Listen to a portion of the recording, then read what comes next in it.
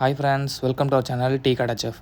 இன்றைக்கான வீடியோவில் நம்ம என்ன பார்க்க போகிறோம்னா, காண்டினென்டல் குசைனில் மார்னிங் பிரேக்ஃபாஸ்ட்டுக்கு செய்கிற ஆம்லெட்டு தான் எப்படி செய்கிறதுன்னு பார்க்க போகிறோம். அதுக்கு என்னென்ன தேவைன்னா, கேப்சிகம், ஆனியன், அதுக்கப்புறம் மஷ்ரூம், சிக்கன் சாசேஜ் இதெல்லாம் வேணும். இப்போ நம்ம ஒரு பேன் எடுத்து அதில் பேன் ஹீட் ஆனோடனே ஆயில் அப்ளை பண்ணிடணும். ஆயில் ஆட் பண்ணதுக்கப்புறம் நான் சொன்ன வெஜிடபிள்ஸு எல்லாத்தையுமே ஒரு பவுலில் போட்டு மிக்ஸ் பண்ணி வச்சுருக்கிறேன் நான். இப்போ அதை நான் ஆட் பண்ணிக்கிறேன்.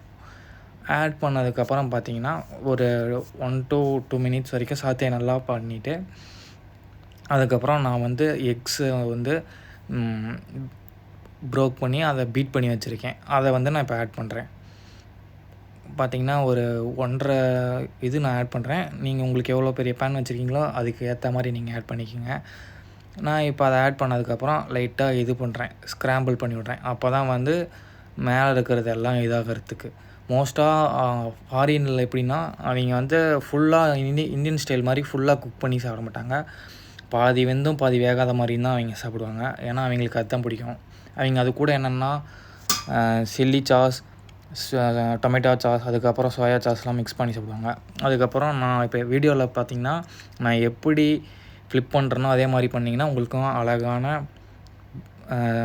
ஆம்லேட் வந்துடுது.